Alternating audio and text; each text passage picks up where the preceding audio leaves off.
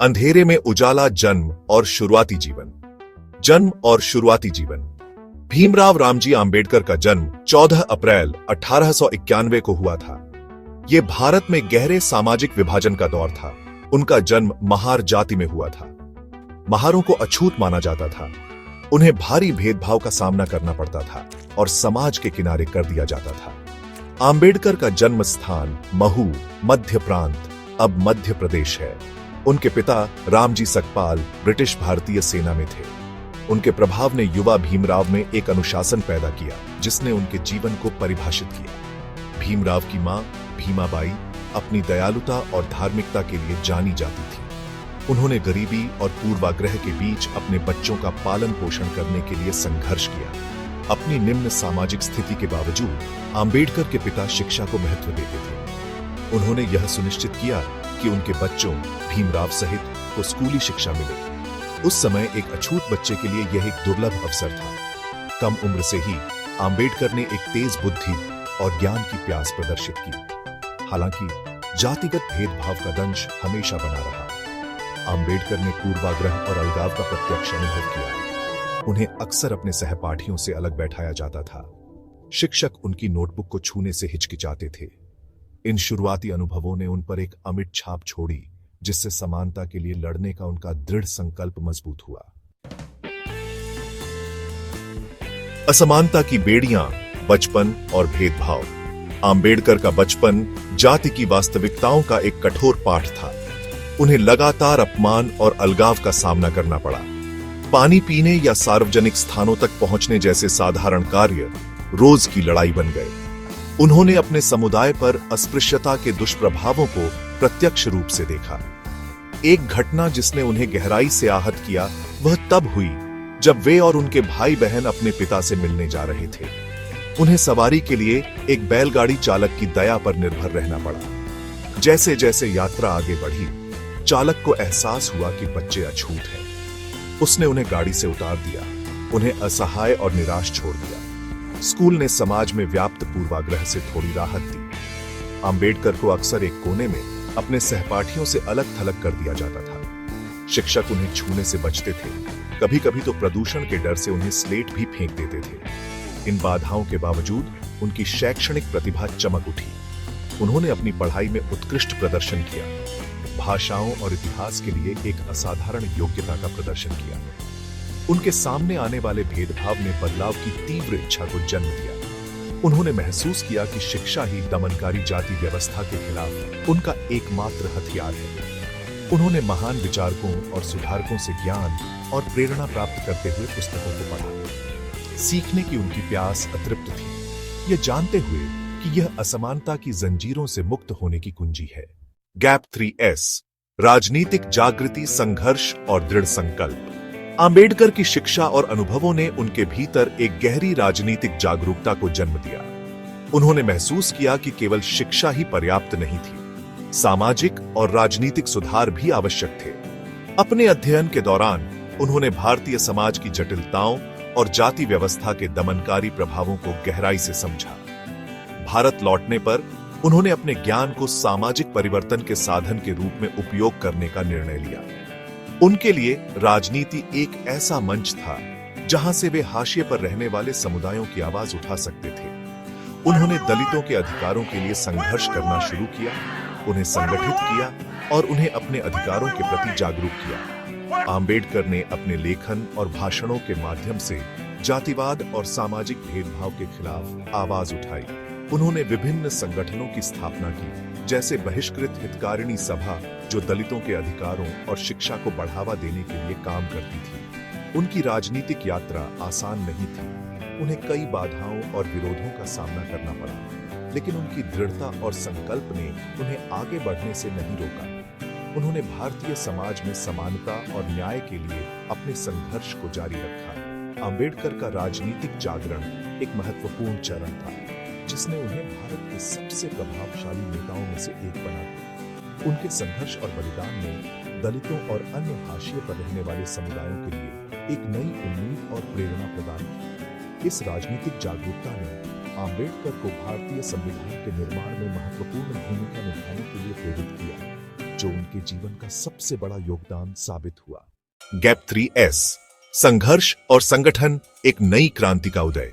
अपने राजनीतिक जागरण के बाद अंबेडकर ने महसूस किया कि अकेले उनका संघर्ष पर्याप्त नहीं था। उन्हें दलित समुदाय को संगठित करना था, उन्हें एकजुट करना था और उनके अधिकारों के लिए लड़ने के लिए प्रेरित करना था। इसी उद्देश्य से उन्होंने कई सामाजिक और राजनीतिक संगठनों की स्थापना की। उन्होंने बहिष्कृत हितकारिणी सभा के माध्यम से दलितों को शिक्षा और उनके अधिकारों के प्रति जागरूक किया। 1927 में अंबेडकर ने महाड़ में चवदार तालाब सत्याग्रह का नेतृत्व किया, जो एक महत्वपूर्ण घटना थी। यह सत्याग्रह सार्वजनिक जल स्रोतों पर दलितों के अधिकारों के लिए था।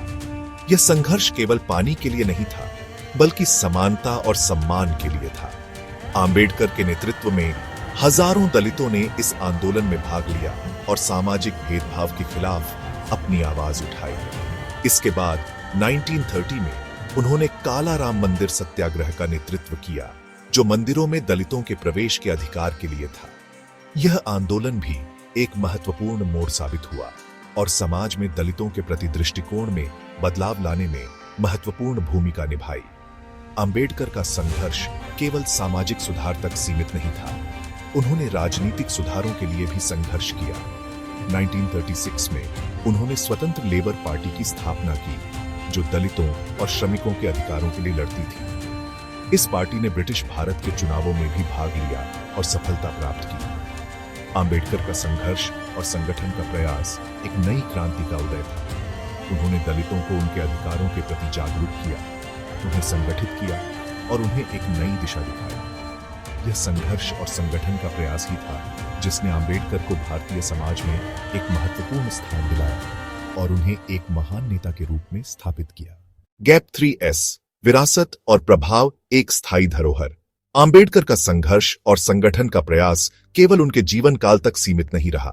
उनके विचार, उनके सिद्धांत और उनका संघर्ष आज भी जिंदा है। अंबेडकर ने भारतीय समाज में एक ऐसी क्रांति की शुरुआत की जिसने सदियों पुराने सामाजिक भेदभाव को चुनौती दी। उनके नेतृत्व में दलित समुदाय ने अपने अधिकारों के लिए उठ खड़ा होना सीखा।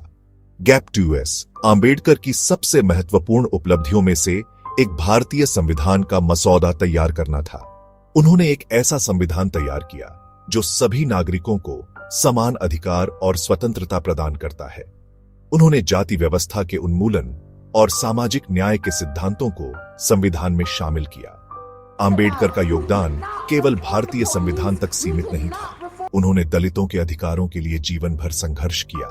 उनके विचार और उनके सिद्धांत आज भी सामाजिक न्याय के आंदोलनों में प्रेरणा स्रोत बने हुए हैं। अंबेडकर की विरासत उनके लेखों, भाषणों और पुस्तकों में जीवित है। उन्होंने कई महत्वपूर्ण पुस्तकें लिखी, जिनमें एनिहिलेशन ऑफ कास्ट और दी बुद्धा एंड हिज धम्मा शामिल हैं। गैप 2S अंबेडकर के कार्यों का प्रभाव न केवल भारत में बल्कि विश्व भर में महसूस किया गया है। उनके विचार और उनके सिद्धांत मानवाधिकारों और समानता के आंदोलनों में महत्वपूर्ण भूमिका निभाते हैं। अंबेडकर का जीवन एक प्रेरणा है, एक उदाहरण है कि कैसे एक व्यक्ति अपने दृढ़ संकल्प और संघर्ष के माध्यम से सामाजिक परिवर्तन ला सकता है। गैप 2S आज अंबेडकर की जन्मतिथि 14 अप्रैल को भारत में अंबेडकर जयंती के रूप में मनाया जाता है। यह दिन उनके योगदान को याद करने और उनके विचारों को आगे बढ़ाने का अवसर है। अंबेडकर की विरासत आज भी जीवित है और उनके विचार और उनके सिद्धांत आने वाली पीढ़ियों को प्रेरित करते रहेंगे। विद्वान की तीर्थ यात्रा, शिक्षा और परिवर्तन। ज्ञान की खोज अंबेडकर को उनके जन्मस्थान की सीमाओं से बहुत दूर ले गई। उनकी शैक्षणिक प्रतिभा ने उन्हें छात्रवृत्ति और प्रगतिशील व्यक्तियों से समर्थन दिलाया, जिन्होंने उनकी क्षमता को पहचाना। वे मुंबई, जो उस समय बॉम्बे था, चले गए, जहां उन्होंने एल्फिंस्टन कॉलेज में पढ़ाई की। उन्होंने अपनी पढ़ाई में उत्कृष्ट प्रदर्शन किया और अर्थशास्त्र और राजनीति विज्ञान में डिग्री हासिल की। ज्ञान की उनकी प्यास बनी रही। 1913 में 22 साल की उम्र में अंबेडकर ने एक उल्लेखनीय उपलब्धि हासिल की। वे उच्च शिक्षा के लिए विदेश जाने वाले भारत के पहले अछूतों में से एक बने। उन्हें संयुक्त राज्य अमेरिका के कोलंबिया विश्वविद्यालय में अध्ययन करने के लिए छात्रवृत्ति मिली। यह उनके जीवन का एक महत्वपूर्ण मोड़ था। अमेरिका समानता और व्यक्तिगत अधिकारों पर अपने जोर के साथ ने आम्बेडकर को गहराई से प्रभावित किया। उन्होंने खुद को पश्चिमी दार्शनिकों और विचारकों के कार्यों में डुबो दिया। राजनीति विज्ञान, अर्थशास्त्र और समाजशास्त्र का अध्ययन किया। वे विशेष रूप से जॉन डीवी के विचारों के प्रति आकर्षित थे, जिनका व्यावहारिकता और सामाजिक सुधार पर जोर उनके साथ गहराई से प्रतिध्वनित हुआ। कोलंबिया विश्वविद्यालय में उनका समय परिवर्तनकारी था। इसने उनके क्षितिज को व्यापक किया, उन्हें नए विचारों और दृष्टिकोणों से अवगत कराया। उन्होंने बौद्धिक बहस में भाग लिया, अपने महत्वपूर्ण सोच कौशल को निखारा और लोकतंत्र, स्वतंत्रता और हाशिए पर रहने वाले समुदायों के अधिकारों की गहरी समझ विकसित की।